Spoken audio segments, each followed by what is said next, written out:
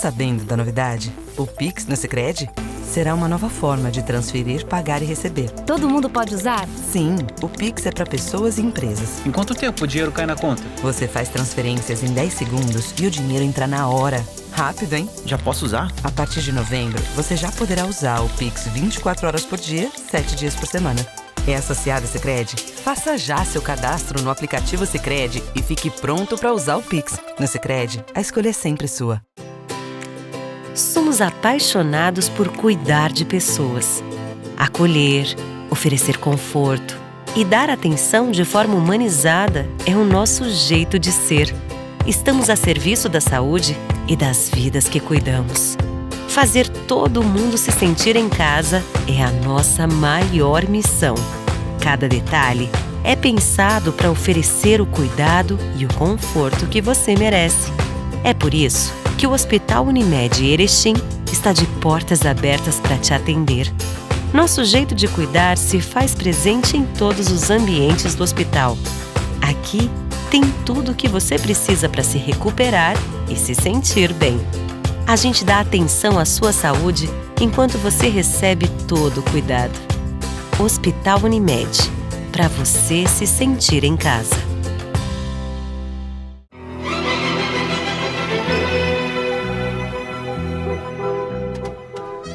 Muito boa noite, senhoras e senhores. Começa o nosso painel de hoje. O nosso tema aqui é educação. Educação em tempos de pandemia, como é que funciona toda essa situação. E nós vamos falar sobre a educação, sobre a responsabilidade do Estado.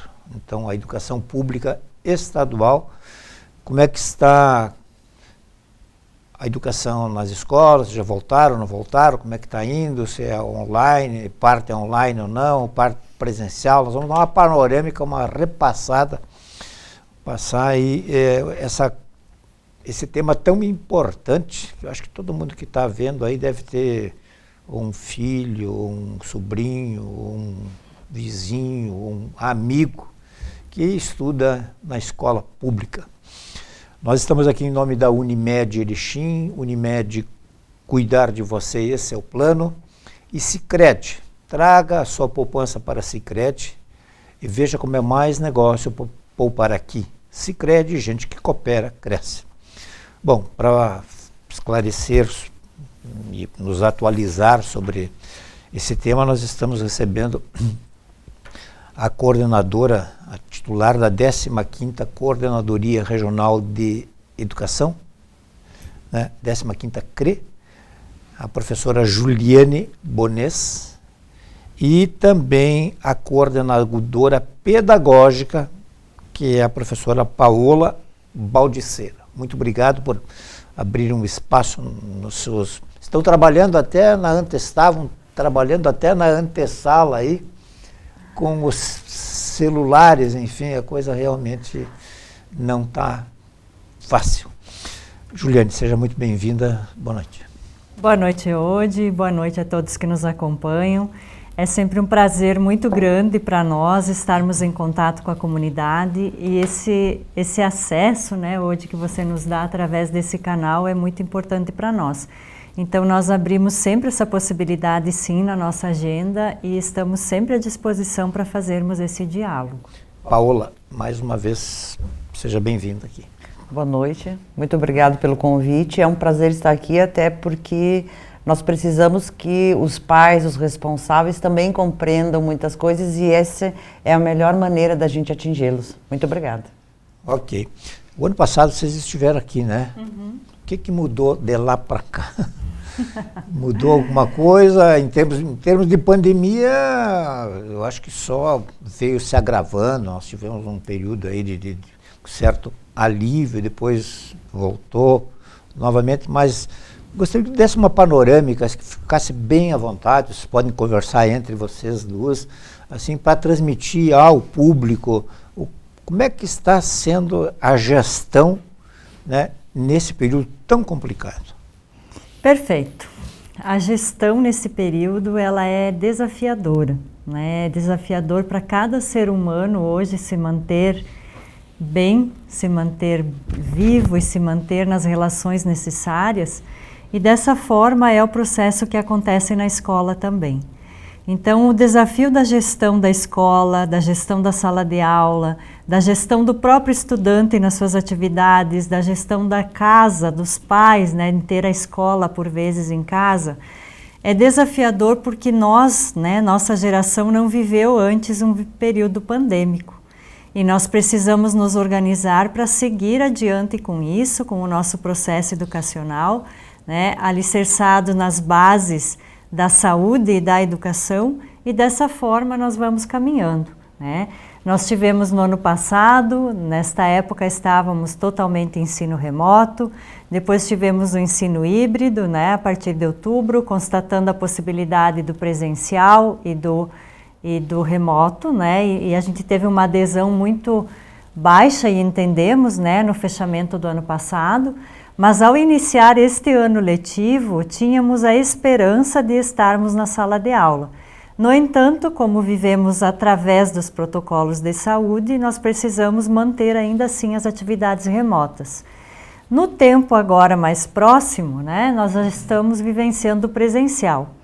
Esse presencial, ele a cada dia é desafiador, surgem novas complicações, novas soluções, são questões que temos que por vezes ir resolvendo conforme elas vão aparecendo, porque são não previstas, né?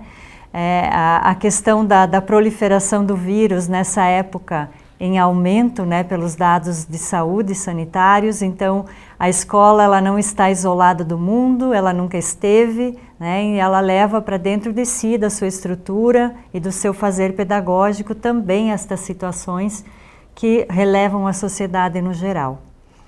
Neste momento nós estamos com os 41 municípios da 15ª Coordenadoria, nós estamos aguardando somente o retorno de né, sobre o decreto restritivo, conforme um parecer expedido pela Procuradoria-Geral do Estado no domingo, onde há critérios então para que os municípios, ao fazerem a restrição no seu território, precisam rever algumas atuações em outras áreas, ao determinar que as escolas estaduais também cancelem as suas atividades presenciais. Então, são 40 municípios que nós estamos atuando presencialmente, né? Neste município nós temos o regime de plantão na escola, a escola está aberta, inclusive para os estudantes que não possuem acesso à internet, né? Então, estamos trabalhando de forma possível, né? Nós não buscamos a forma ideal que buscamos é manter a organização da educação, mas cuidar muito da saúde de nossos colegas e de todos nós, que envolve esse movimento da escola, da casa, da família, mas estamos agindo com muita cautela junto com os gestores e as gestoras das escolas. Nós temos, há dias em que as turmas estão normalmente em atividades dentro do seu percentual, já talvez no dia seguinte haja casos suspeitos e precisam ficar no remoto. Então é muito vulnerável essa situação e que precisa ter muita compreensão e o entendimento de toda a sociedade. Nós retornamos às atividades presenciais, mas as atividades educacionais elas nunca pararam. E ao retornar ao presencial, ele é um complemento do remoto. Então nós não podemos entender que a escola retorna da maneira como ela existia antes da pandemia. Seguimos os protocolos de saúde, cada escola tem seu plano de contingência e sabe o seu teto de ocupação e precisa ser respeitado. Temos o tempo de permanência na escola, conforme as orientações de nossa mantenedora. Temos o tempo de 3 horas dentro das possibilidades. Há municípios e escolas que são 3 horas e meia, há outros que são 4 horas, onde dependemos também do transporte público escolar. Então é uma medida cautelosa que precisa ser compreendida. É um momento de mútua compreensão para que o processo não pare e a saúde não fique descuidada. Gostaria de, no próximo bloco, a gente aprofundar um pouquinho mais essa questão do hoje, como é que está hoje dentro dos protocolos, da convivência de alunos com alunos Gostaria de fazer um resgate, assim, Paola, que é a coordenadora pedagógica. Nessa sua área, em termos pedagógicos, o que dá para se dizer assim, bom, soma-se isso, diminui-se aquilo, tais problemas, isso, aquilo, o que restou, o que deu para aproveitar do ano passado? Qual foi o resultado, o substrato que saiu daí? O ano passado nós iniciamos, como todo mundo, né, na pandemia, com o que nós vamos fazer agora, né? E aí a rede estadual, diferente de outras redes, organizou a questão do ensino remoto, né? Então nós temos uma plataforma onde os alunos faziam esse ensino remoto. Quando retornou presencial, em outubro, se deixou bem claro que o presencial era um extra, que a aula realmente era no remoto, tá? Por quê? Em função dos planos de contingência, em função que não poderiam participar todos os alunos. Todos estarem presentes ao mesmo momento na sala de aula. Como em todos os aspectos, nós temos os lados bons e os lados ruins, né? O positivo e o negativo. Nós tivemos relatos de escolas em que a atividade remota rendeu mais do que se estivesse no presencial. Ao mesmo tempo que nós temos situações que os alunos, enquanto estavam no remoto, não desenvolviam tanto quanto o presencial. E aí se organizou para que esse ano, no retorno do presencial, inicialmente se chamassem aqueles alunos que tinham dificuldades de realizar a atividade no remoto. Tá? E nesse momento, no estado, nas escolas do Rio Grande do Sul, nós estamos trabalhando com uma avaliação diagnóstica chamada Avaliar ETRI, para realmente saber o que aconteceu em 2020. Porque cada escola foi orientada no início, agora em março, quando nós iniciamos, que nós encerramos o ano letivo de 2020 em janeiro de 2021. Iniciamos em março, dia 8. Nós orientamos e as escolas fizeram uma avaliação diagnóstica dos seus alunos para saber o que teriam que trabalhar em 2021 que ficou de lacuna em 2020. Porque nós sabemos que ficaram lacunas. Porque mesmo o professor se esforçando e trabalhando dentro da plataforma para passar todo o conteúdo, em casa, muitos dos nossos alunos não tinham o acompanhamento da família. Porque o pai trabalha, porque a mãe trabalha, porque eles não têm tempo. Ficou a situação desse? Porque todos nós já fomos, eu já fui, e vocês estão nesse meio. Há dois tipos de alunos, normalmente. Um que entra para aprender e passar e um que entra para ir para a aula e, se possível, não rodar, né? Não ser reprovado, né? E correu aí informações que ninguém pode ser reprovado. Isso procede? O ano de 2020, no final de ano, não houve retenção de nenhum aluno. Sim, até pela situação, isso, pela circunstância. O que a gente tinha em 2020 que se repete agora é a questão da busca ativa, que nós trabalhamos com todas as escolas. Ou seja, o meu aluno não realizou 5 atividades consecutivas ou 10 intercaladas dentro do nosso sistema de organização da SEDUC, da Secretaria Estadual, ele vai aparecer em busca ativa. Ou seja, a escola vai encaminhar para a rede de apoio do seu município, ou seja, conselho tutelar, promotoria, assistência social, para que se faça a busca desse aluno. Como tu disseste, né, nós tínhamos 2 tipos de aluno. E quando era presencial, o aluno que não comparecia, não fazia, nós fazíamos a ficha FICAI, como a gente diz, né? Ia para o conselho tutelar. Agora nós temos a busca ativa, onde toda a rede de apoio dos municípios tem que auxiliar as escolas a buscar esse aluno e ver o que está acontecendo. Isso é importantíssimo, né? Porque daqui a pouco o Odiló vai... não vou rodar de novo. Não, esse ano é outra orientação. Não, esse ano é outra orientação. Porque essas informações estão chegando claramente aos alunos e aos pais. Exato. 2020 foi o ano de experimentar, de saber o que fazer, como lidar. Porque ninguém nunca passou pela pandemia, né? Então ninguém sabia como lidar. Então nós fomos construindo, enquanto mantenedora, como trabalhar. E para 2021, haverá reprovação? Sim. Só que a busca ativa permanece desses alunos. Para o senhor ter uma ideia, nós de 22 mil alunos da rede estadual, das 41 municípios nossos, nós temos 96 em busca ativa. É importante ressaltar que a questão de não reter foi um parecer do Conselho Nacional de Educação. Então, as redes e os sistemas precisaram se organizar e seguir essa normativa, né? Mas eu recupero esse tema até para que os alunos e os pais, as famílias não se habituem. Não, enquanto tiver a pandemia, ninguém vai rodar. Aí... Esse processo ele é bem interessante porque às vezes as famílias não compreendem, né? E o Conselho Tutelar ele tem sido não só em Erechim, mas nos outros municípios também muito parceiro, porque quando nós tínhamos as faltas, né? Então gerava lá no sistema e a gente tinha a RAI, a Rede de Apoio à Escola, e fazíamos então essa interligação para a busca de verificar onde estava e por que não vinha. Como eu digo, tudo mudou de concepção, a escola não é mais a mesma. Hoje nós trabalhamos na busca ativa, que quer dizer, também o Conselho Tutelar nos auxilia, busca, mas no registro lá, nos nossos registros, nós ainda não colocamos falta, porque nós estamos trabalhando no híbrido, mas estar em busca ativa é estar em falta com alguma coisa. Ou não entregou as atividades, ou atrasou, enfim, está na organização de cada escola. Então, sim, os pais e os estudantes que estão em busca ativa, quando é feito o contato, eles precisam imediatamente entrar em contato com a escola e ver o que está atrasado e o que precisa atualizar.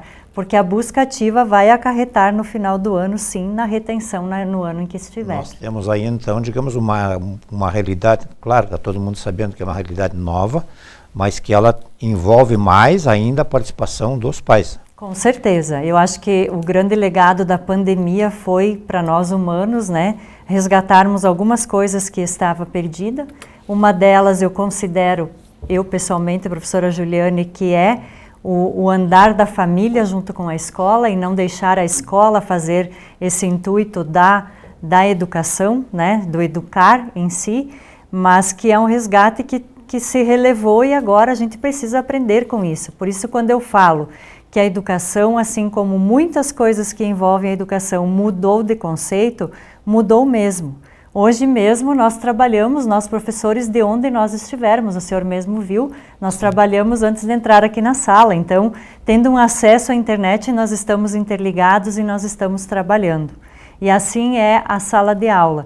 Não referendamos que seja melhor, né? Sabemos da importância do presencial, mas é o que nós temos para manter a organização no momento.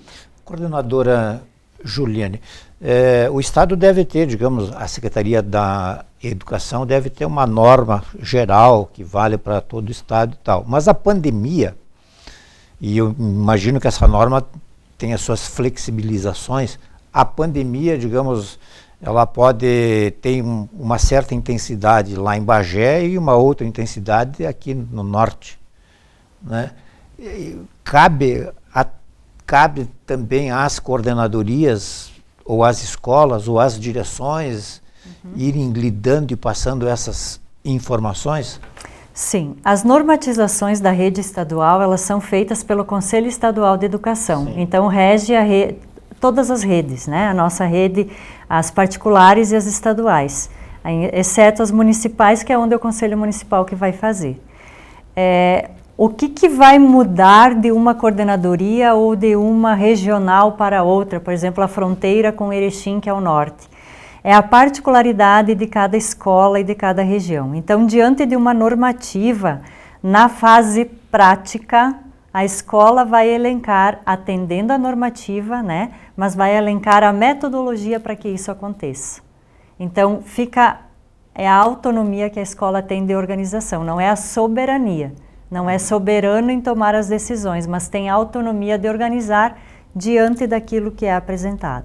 O próprio Estado tinha até pouco tempo a questão das bandeiras, né? E então, de repente, era uma cor de bandeira numa determinada região, outra, né? Então, se nós tivéssemos aqui, digamos, um agravamento muito sério, obviamente que caberia, digamos, eu não sei, eu estou imaginando, a coordenadoria informar, olha, a situação aqui está... Sim, perfeito de você colocar isso, porque nós, antes de iniciarmos o processo de retorno, Nós já conversamos, né, sempre orientados pela Secretaria Estadual de Educação e de Saúde, também junto com a Coordenadoria Regional de Saúde, a gente já fez essa conversa com as escolas para entenderem. Bem, na sexta-feira, então, o município X, porque nós temos as duas CRS, né, dentro da coordenadoria, a de Erechim e a de Passo Fundo, a de saúde. Então, às vezes, a região 6, a R16, que é a daqui, estava em bandeira vermelha, a de Passo Fundo em bandeira preta. Então, as escolas já sabiam o que cabia à bandeira vermelha e o que cabia à bandeira preta. Então, essa foi uma organização, um estudo que a gente fez juntos e que não acabamos, né? Porque agora, com a questão dos 3As, então, delimita aos municípios. Por isso que a PGE fez aquele parecer, né, interpretativo no domingo, nós compartilhamos com os colegas secretários de educação também, porque ali o município ele tem a autonomia de gestão agora com relação à pandemia, mas também tem que ter este olhar com a educação que é de uma outra rede. Nós sempre respeitamos e tivemos uma parceria muito boa com os prefeitos, né, porque a educação, os munícipes, eles são do território. Mas nós também temos que entender que a educação precisa andar no presencial, por quê? Nós retornamos olhando 3 vulnerabilidades dentro do teto de contingência. A vulnerabilidade tecnológica, a vulnerabilidade socioemocional e a vulnerabilidade nutricional. Então foram os 3 critérios, vejam que não é a escola dizer que quer que o fulano, o beltrano e o ciclano venha para a aula. A escola tem critérios para isso e tem atas de registro com o seu conselho escolar de que essa foi uma decisão conjunta da escola. Não foi a decisão do diretor nem da diretora, né? Porque os professores têm esta voz ativa, tanto do ano passado do retorno quanto agora, é uma visão pedagógica. Não é a vontade administrativa de sim ou não. É a visão da necessidade que se cria da proximidade. O que chega para a 15ª CREA, digamos, em termos de adaptação? Assim, os professores se adaptaram mais rapidamente do que os alunos, as direções das escolas certamente estão vindo, repassando para vocês, digamos, se adaptaram também mais rapidamente, passaram a conviver, assimilaram mais rapidamente, ou ainda tem muita gente que está lá atrás, assim, olha como é que eu faço, então. Como tudo na vida, né, eu digo, tudo que vem como novidade, a gente se assusta um pouco, né? Daí tem aquele pessoal que imediatamente já começou a trabalhar e outros que foram um pouco resistentes. Só que não existe mais isso de ser resistente agora, porque como a coordenadora falou no início, é o remoto que está valendo. Então, para te ter uma ideia, nós temos de 22 mil, nós temos mais de 17 mil alunos nossos que acessam as aulas remotas. O resto, ou busca na escola material físico, porque não tem equipamento, ou porque não tem internet, ou porque os pais não autorizaram que eles retornassem no presencial. Porque o aluno que está em casa e não tem equipamento, não tem internet, nesse momento que existe a possibilidade do presencial, são eles que irão para a escola. Por quê? Para que eles tenham o mesmo tipo de acesso do que os colegas dele tenham, né? Para tentar igualitar. E a questão dos professores, a gente precisa que fique muito bem claro, tanto para os pais, quanto para os alunos, ou para a sociedade em si, tá? Como a professora Juliane colocou, são 3 horas, de algumas escolas colocaram 3 horas presencial. Por que essas 3 horas presenciais? O professor tem uma carga horária que é o que rege o salário dele. Se ele tem 20 horas, ele recebe por 20 horas semanais, naquele dia ele tem que trabalhar durante 4 horas na escola, tá? Se ele fizer as 4 horas atendendo o aluno que está no presencial, como cada escola dentro do seu plano de contingência vai atender, digamos, 25% da turma no presencial para evitar o contato, né, com os colegas, os outros 75% ficaram no remoto. Quem vai atender os 75% que estão lá no remoto? Esse professor. Mas se ele já cumprir a carga horária dele na escola, em que horário ele vai fazer isso naquele dia? Então, por isso que muitas escolas tiveram autonomia de colocar, sim, nossos estudantes farão 3 horas presenciais. A outra hora o professor vai se dedicar a passar na plataforma o material para aqueles alunos. Algumas escolas estipularam que trabalharão 3 dias no presencial e 2 dias no remoto. Por quê? Porque tem que se respeitar a carga horária do professor. Nós vamos depois tentar ver se as entrevistadas aqui conseguem nos passar, porque a gente ouve muito que os professores estão trabalhando o dobro, o triplo, e para que não me desmintam aqui, vou usar novamente o exemplo na antessala, ou seja, o pessoal estava pronto para fazer a entrevista e estava resolvendo N problemas e situações e atendendo coisas pelo celular, ou seja, também estava, claro que estava em horário de trabalho, mas... eu sei de gente que ao meio-dia está resolvendo, chamado às 10 da noite. Nós não desligamos porque nós consideramos, nós temos o acesso com as escolas, principalmente as equipes diretivas. Então eu, na pessoa de coordenadora, acho que eu preciso ter esta ligação, esse suporte, esse bonito diálogo que nós construímos. Então realmente é pouco tempo que nós desligamos, mas no intuito de nos ajudarmos. Muito bem, nós vamos aprofundar um pouquinho isso depois. Vamos fazer o nosso intervalo e já voltamos. Somos apaixonados por cuidar de pessoas, acolher, oferecer conforto e dar atenção de forma humanizada é o nosso jeito de ser. Estamos a serviço da saúde e das vidas que cuidamos. Fazer todo mundo se sentir em casa é a nossa maior missão. Cada detalhe é pensado para oferecer o cuidado e o conforto que você merece. É por isso que o Hospital Unimed Erechim está de portas abertas para te atender. Nosso jeito de cuidar se faz presente em todos os ambientes do hospital. Aqui tem tudo o que você precisa para se recuperar e se sentir bem. A gente dá atenção à sua saúde enquanto você recebe todo o cuidado. Hospital Unimed. Para você se sentir em casa. Promoção 40 anos junto Sicredi Unistados. Vamos celebrar nosso aniversário distribuindo mais de 1 milhão em prêmios. São 4 Fiat Toro, 53 motocicletas Yamaha e 53 poupanças de R$2.000. A cada R$100 investidos em cota capital, você ganha um número da sorte. E pronto, é só torcer. São prêmios incríveis esperando por você. Participe! Sicredi, gente que coopera, cresce.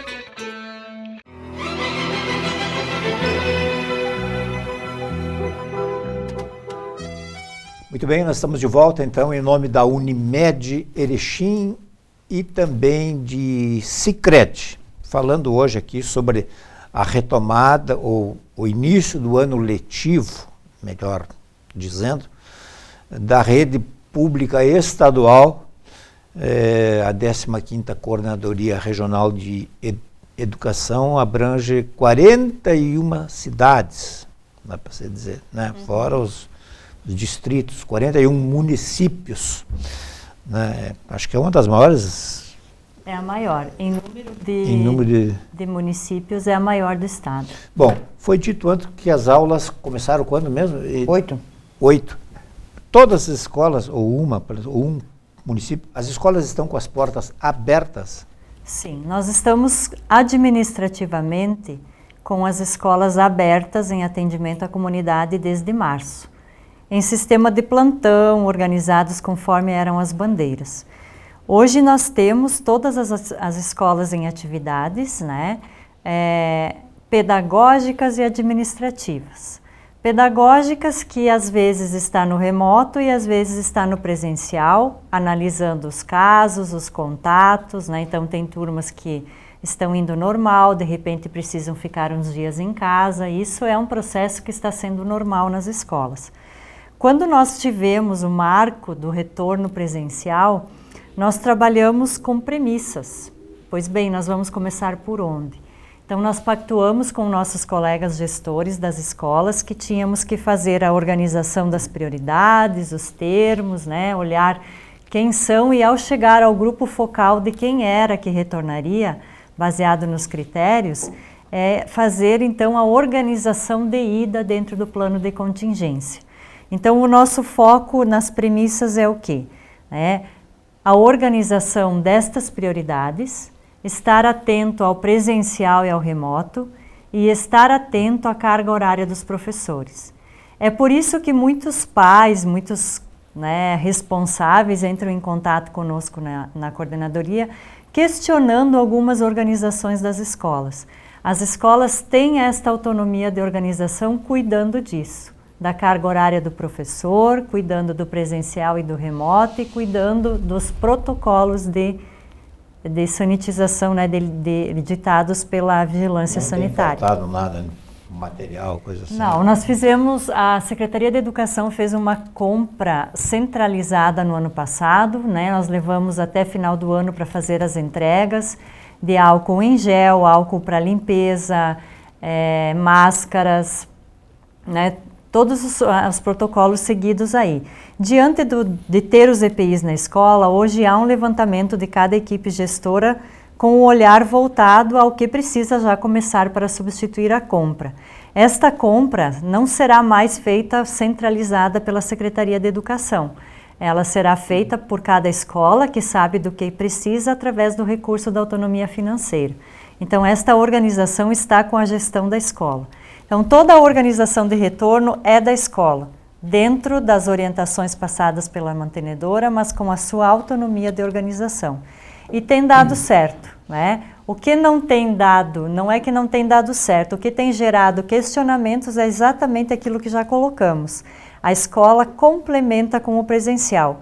Então, não esperemos que teremos lá para o nosso filho, para a pessoa, o estudante que somos responsável, a escola que existiu em 2019 com turno integral e com todos na escola. Esse é um processo que vai depender da vacinação e que provavelmente no ano de 2021 nós não teremos.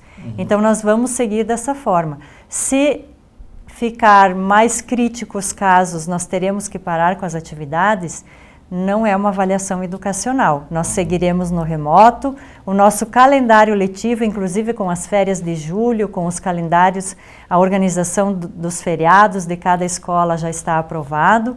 Nós vamos terminar a carga horária, vamos trabalhar para isso, para terminar em dezembro, como estava previsto. Deixa eu só colocar uma questão meio complicadinha aqui, que é assim, digamos uma turma com 35 alunos,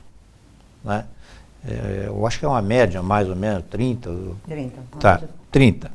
De repente aparece lá os 30, ou não. 28. Não. Mas eles querem entrar. Mas Sim. digamos que ocorra isso, que eu acho que é quase impossível.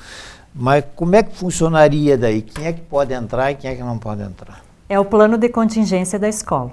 Se ele fala que a escola tem possibilidade pela metragem e pelo número de estudantes de atender a 60% dos estudantes, os professores vão dizer, desses 60% é necessário que o número maior seja do 1º ao 5º ano, porque eles têm maior necessidade, eles vão fazer essa organização.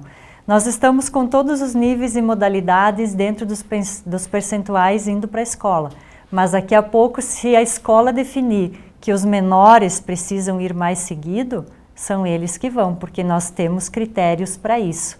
Então, o teto de contingência que vai dizer, nós temos outras escolas que pela metragem e o número de estudantes, eles estão indo 100%. Mas esse teto de contingência é definido pela direção da escola, de escola por escola, ou é a 15ª CRE? Não, nós tivemos uma portaria em junho do ano passado, que tem lá as orientações para o plano de contingência. No plano de contingência tem a metragem das salas de aula e ali diz pela metragem de 1,5 m, quantos estudantes naquela sala podem estudar. Então, se a sala é grande, às vezes chega a 50% numa turma. Tem escolas que organizaram por cores, Numa semana vai a cor azul, na outra semana vai a cor amarela. Então, é dividido os grupos, sempre cuidando o plano de contingência. E os períodos, teve um tempo que eram de Hora. 50 minutos, Agora era de 1 hora, 50 minutos. Agora 60 minutos. 60 minutos. Quem está tendo aula presencial, digamos 40% de ocupação da sala, ou 30%, tem aula de 1 hora? Sim. Essa é uma questão que muitos pais ainda têm dificuldade na compreensão, tá? Esse presencial, por exemplo, nós vamos trabalhar 3 horas, serão 3 períodos, tá? Mas aquele aluno que está no remoto, está em casa, ele terá atividades para fazer como se ele tivesse... É a mesma aula, só que ele não está presencial. Mas então, num horário diferente. Pode ser no mesmo momento que ele estiver. Mas como é que o professor vai dar... o professor vai postar as atividades. É isso que eu estava falando primeiro, a questão da carga horária do professor. A gente tem conversado muito desde 2020 a questão do planejamento, tá? Então o professor tem dentro da sua carga horária algumas horas em que ele faz o planejamento das suas aulas junto com o coordenador pedagógico da sua escola e com a sua área de conhecimento. Então nesse planejamento ele vai planejar o que ele vai trabalhar para o presencial e para o remoto, é a mesma coisa. Então na hora que eu estou no presencial atendendo 25% dos meus alunos, os 75% que estão no remoto, eu já coloquei dentro da plataforma o que eles têm que fazer. Eles estão em aula. Eles estão em aula. Da mesma forma, o professor realiza Meet. Ou seja, os professores, na hora que vão dar a explicação daquela aula, muitos estão ligando o seu Chromebook, porque todos receberam um Chromebook, todos os professores receberam um Chromebook da Secretaria de Educação. Eles vão abrir o Chromebook, eles podem, ao mesmo tempo que eles estão explicando no presencial, a explicação para o seu aluno que está no remoto. Isso é só questão de organização. Muitos professores gravam, depois repassam para o aluno a gravação, para que eles possam responder o questionário. O que vem acontecendo, tá, desde 2020 e que tem sobrecarregado, é porque antes de iniciarmos somente com a plataforma e com o material digitalizado ou presencial, foi-se criado grupos de WhatsApp com as famílias, com os alunos. E o que aconteceu? Nós sabemos, né, o horário do professor, eu não vou, depois do horário do professor, eu enquanto colega ou enquanto direção, solicitar que esse professor faça alguma coisa, porque não está mais na hora de trabalho dele. Mas aí o que aconteceu? Muitos alunos e muitas famílias ligam para o professor a qualquer hora do dia. Qualquer hora da noite, final de semana, feriado, como se não existisse um horário, como se não fosse um profissional como outro qualquer que recebe para cumprir o seu horário. Essa é a queixa de muitos professores. Sim.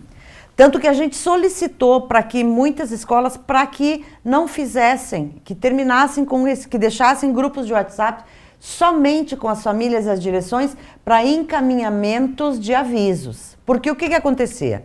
O professor postava atividade dentro do Classroom, que é a plataforma, que é por onde é comprovada a efetividade do professor e a resposta dos exercícios do aluno, e os alunos e os pais resolviam que eles iam responder aquela atividade às 11 da noite, eles mandavam um WhatsApp para o professor às 11 horas da noite dizendo: eu não entendi. Entendeu? Então a gente precisou que se diminuísse, foi pedido para os professores, para as escolas, que se diminuísse esses meios de comunicação.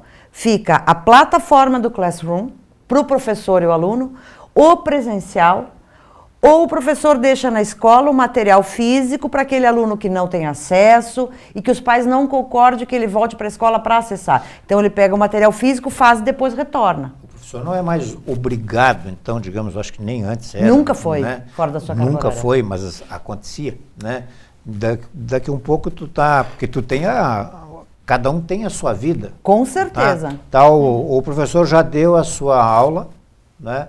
Aí de repente ele quer assistir um filme, ou tem que fazer uma janta, ou enfim, tem que sair, de repente está ligando o seu Word lá. Isso. Escuta, como é que é aquela questão lá e tal?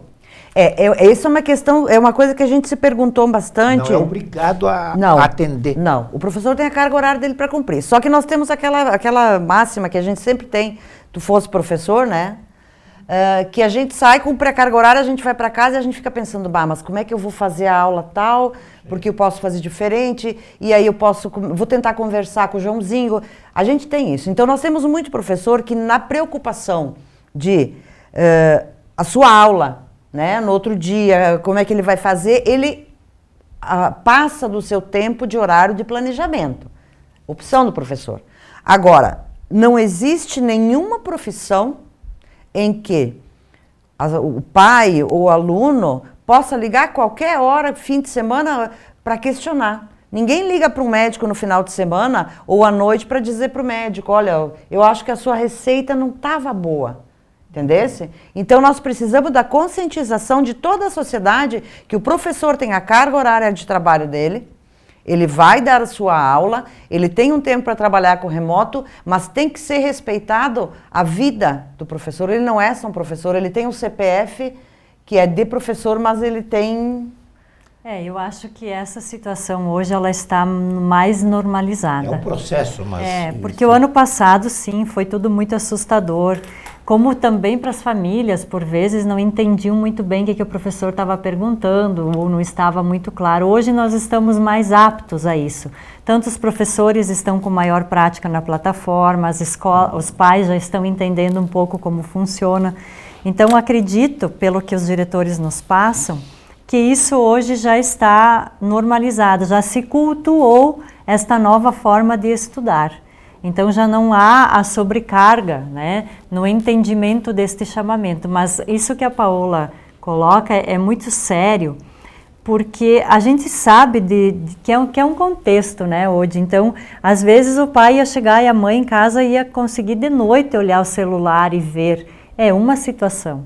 Agora, você não fazer... Nós temos famílias que sabemos que organizam as crianças em casa para o turno de aula como se eles estivessem na escola. E aquele turno, seja síncrono ou assíncrono, eles estão trabalhando. Então, isso são muitos contextos. E os professores, eles têm esse entendimento de compreender também esse lado, às vezes, das famílias. Mas nos dias de hoje, até pela ida presencial, para conseguir ver direitinho qual que é a dificuldade, conseguir orientar mais particularmente, isso já está quase normalizado. A gente ouve falar muito assim, no meu tempo... O professor dizia isso, os alunos baixavam as orelhas, não sei o que e tal. Será que nós não vamos chegar num tempo em que, imagina só, meu filho foi para a escola, quando o normal é tu entrar em casa num equipamento. São caminhos que a gente não consegue... Existem pesquisas já, né, relatando sobre as profissões do futuro, mas o que nós temos hoje é que cuidar bem do presente, garantir esta aprendizagem e cuidar da saúde também. Nós temos que fazer mais um intervalo aí. É como se fosse, digamos assim, bater para o recreio, mas depois só tem mais 10 minutos de aula. Nós já voltamos.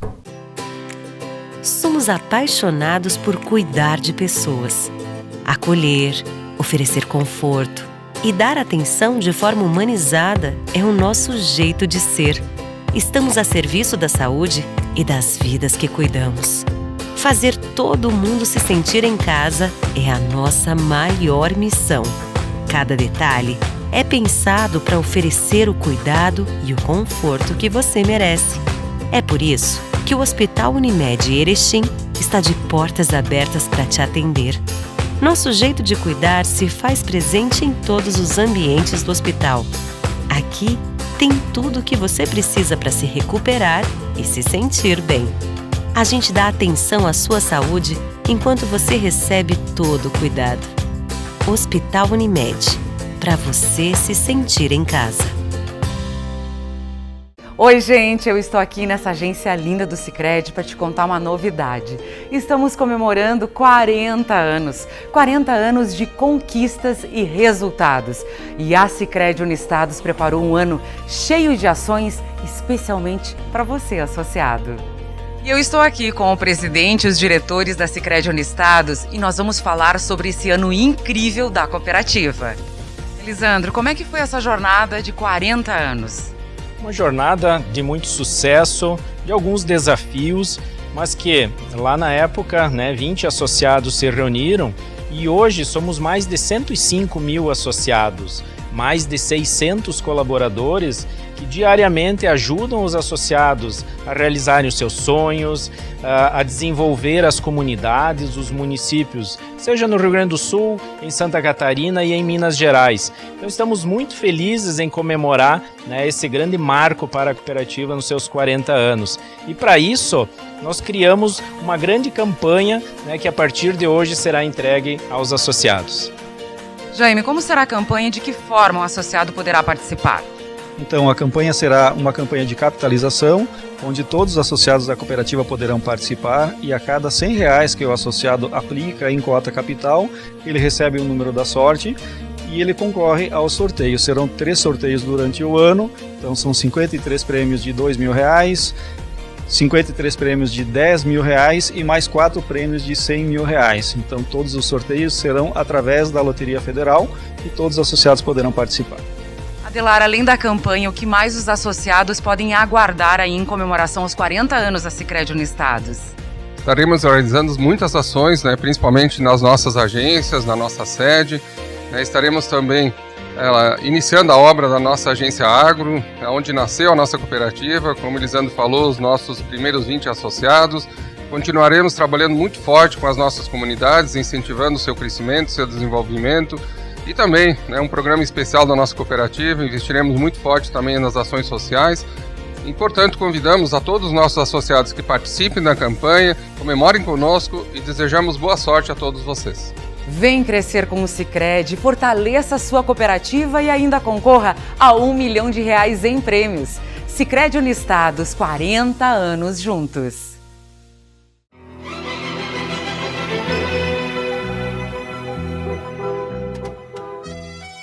Muito bem, retomando então o nosso último bloco aqui, recebendo com muito prazer Juliane, um abraço para minha amiga, professora eterna amiga, Joane Covolo, que foi minha querida amiga, colega na 15ª DE, tempo que a 15ª CRE era a 15ª DE. É uma pessoa muito agradável, e o seu marido Alberto também. Então, estamos com a Juliane Bonês, que é titular da 15ª CRE, e a Paola Baldiceira, que é a coordenadora pedagógica, que vai nos falar o que vem a ser, enfim, a avaliação ETRI.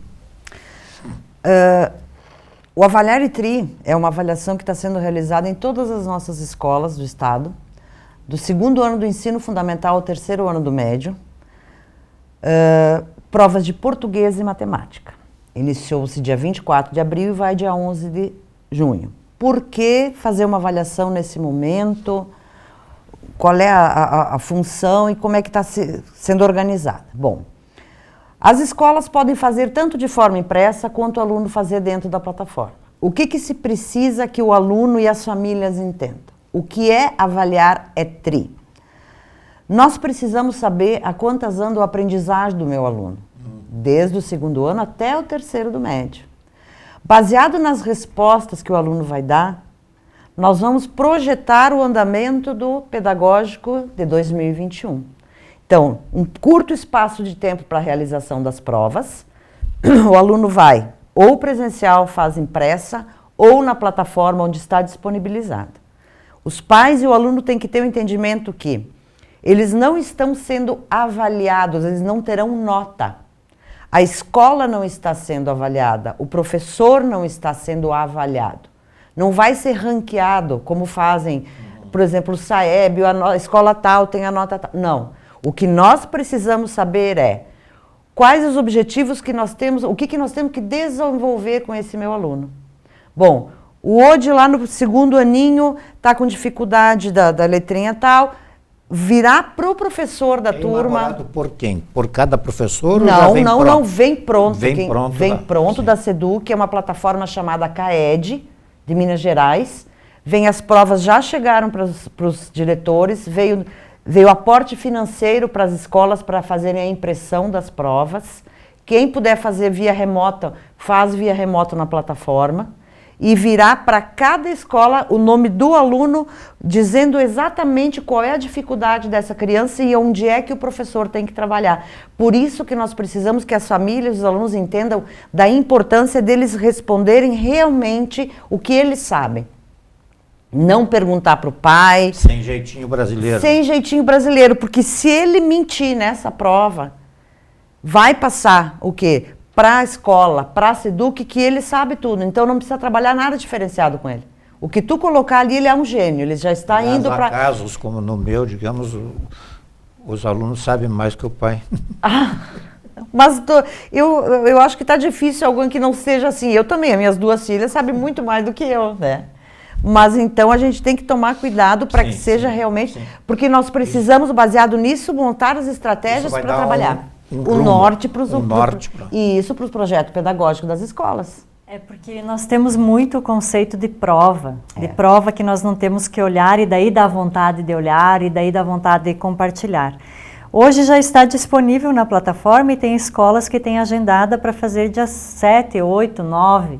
Então começa o pulsar, como é que eles vão responder realmente como precisa. Essa é a importância da conscientização. Escola entendeu de fazer presencial, impressa, vai imprimir e fazer. Entendeu de fazer presencial, digital, vão acessar na escola. Aquilo que já está disponível na plataforma não precisa ser olhado, se não é o dia da aula daquilo. Né? Então a gente precisa também considerar de que é uma consciência. Nós não estamos querendo marketing, nós queremos saber o que realmente o estudante entendeu daquilo. Porque cada escola tem a sua matriz curricular, né? A escola tem a matriz, tem a sua base, o que é que ela tem que trabalhar. Então, o que a gente tem que entender é que, nesse momento, não adianta eu querer somente seguir o que a minha matriz diz. Eu tenho que planejar minha aula de acordo com o conhecimento dos meus alunos. Se ficou lacuna, óbvio que ficaram lacunas em 2020. 2021 eu não vou poder simplesmente pegar aquele aluno que veio do 6º para o 7º, por exemplo, em matemática, português, independente da disciplina, e querer dar continuidade se eu não sei como é. Isso vai ser aplicado quando? Está sendo aplicado, iniciou dia 24 e vai até dia 11. Nós temos, até ontem, 7 escolas das nossas 100 tinham aplicado, hoje nós temos mais 13 aplicando. E quem é que é o pessoal que vai avaliar isso aí? O professor da escola... Cada área tem que ter uma. Não, o professor da escola aplica e é colocado dentro da plataforma a resposta do aluno. Depois vem para o professor, o aluno, quais objetivos ele atingiu, tudo vem pronto já, do CAED.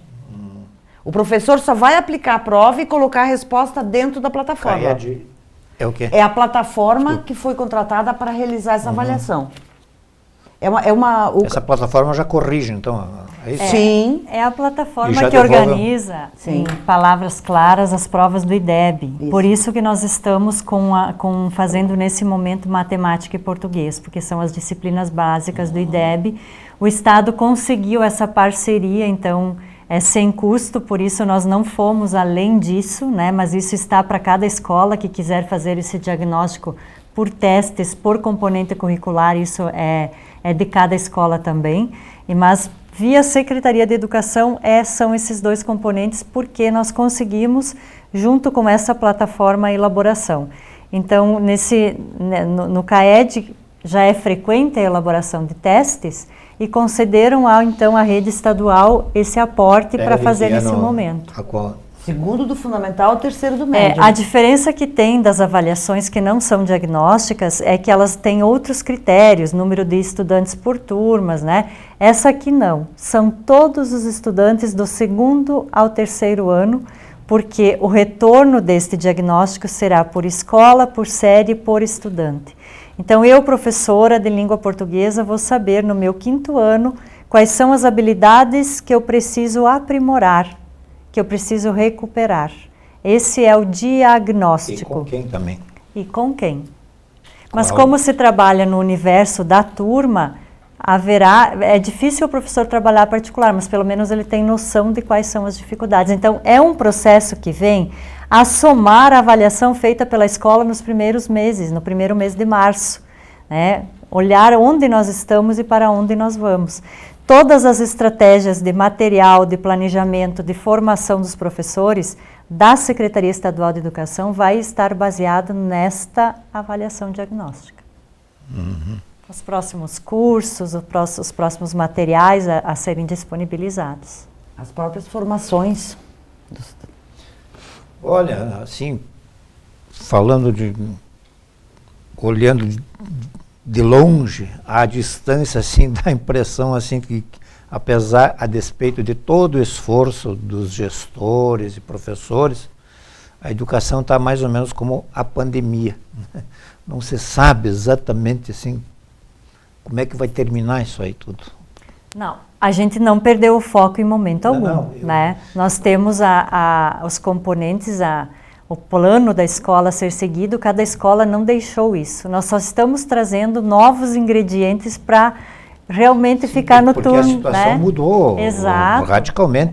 Então nós temos que ir diagnosticando. Daqui a pouco nós vamos chegar em agosto e as escolas vão apontar para nós uma outra deficiência, por exemplo, socioemocional muito aguda. Nós teremos que agir também nisso. Nós vamos ter aquele aluno que ia na segunda-feira, às 7h30, entrava na escola, saía às 11h30, 15 para o meio-dia, que fazia os temas em casa, não sei o quê. O tempo do tema em casa, não sei se ainda tem, né? E daqui a pouco ele, com esse novo modelo aí, sumiu. Ou o contrário.